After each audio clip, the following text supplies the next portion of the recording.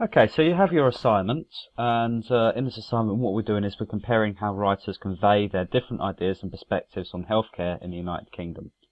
And to get you started, I'm providing you with this video, and there's a link to a canvas where you're going to start comparing different ideas and perspectives and also looking at methods. So you'll have had a chance to look through the flashcards by now in terms of persuasive methods that writers can use. And of course, if you spot anything that isn't necessarily covered in flashcards, please do use it, as always. So, we are going to be comparing different ideas and perspectives, comparing methods used to convey these views and experiences. So, we're going to be looking at the ideas and methods and ideas and perspectives and comparing them. Then we're going to be looking at methods that both pieces use to convey these views. And then we're going to be supporting this with quotes from the text. So to get you started with, I am going to start by looking at the junior doctor strike statement. So to start with, we need to identify a point of view. Well, thankfully this piece is fairly concise, it's fairly factual, it's not overly emotive, and that means that they've identified their point of view straight away. The Junior Doctors Committee has voted not to re-enter negotiations with NHS employers on a new contract.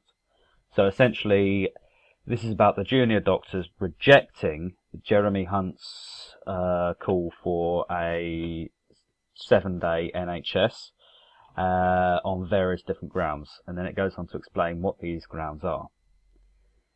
So immediately what we can see here is other points of view coming out, that essentially this organisation feels that the government is taking a very hard-line stance and they're not negotiating. The reason why the doctors have pulled out is because they feel that the government is not listening to them, they're not actually negotiating. And again, they're mentioning talks breaking down here. And again, we've got, after the government insisted that the BMA, British Medical Association, accepted all of the recommendations without question. So again, we're getting this idea that the government is not negotiating. Then they're going on to outline some of their reasons. So they're talking about it being unacceptable working at 9 PM on Saturday is viewed as the same as working 9 AM on Tuesday, and routine number of working hours from 60 to 90 hours a week. So they're talking about the fact that the junior doctors are overworked. And again, we've got this as well, and that despite safeguards in place, we still hear examples of junior doctors working days on end or 90 hours a week. So we're really getting this point of view that they feel that the junior doctors were right to leave the negotiations because the government was not listening to them, and what the government was saying will result in doctors being overworked. And again, they're talking about these safeguards being diluted and more serious consequences for patients and doctors.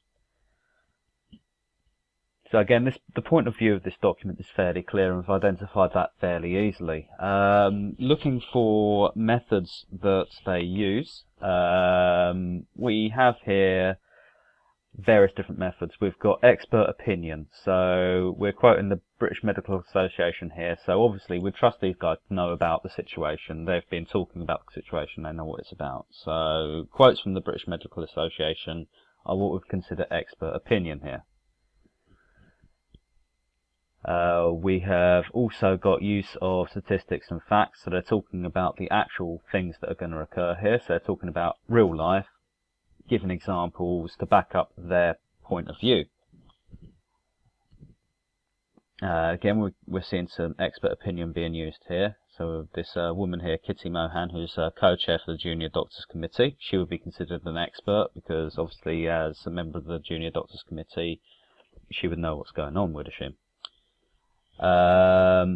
We've got some emotive language here as well. We've got words like safeguards diluted. Well, the idea of like a safeguard, something being put in place to protect people, being diluted is not something that people are going to be happy with. It's emotive language. We've also got this word here, ultimatum. And the use of ultimatum here, talking about Jeremy Hunt's ultimatum to junior doctors. Well, an ultimatum is a final demand, basically. You say to someone, you will accept this or else.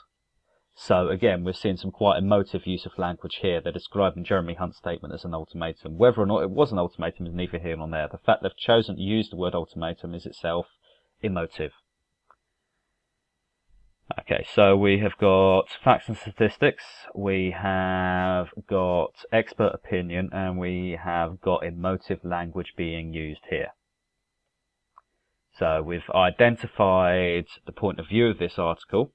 We have identified some of the techniques it uses to put across its point of view and its opinions. And in doing so, we've also got some nice little bits here we can quote in writing our answer.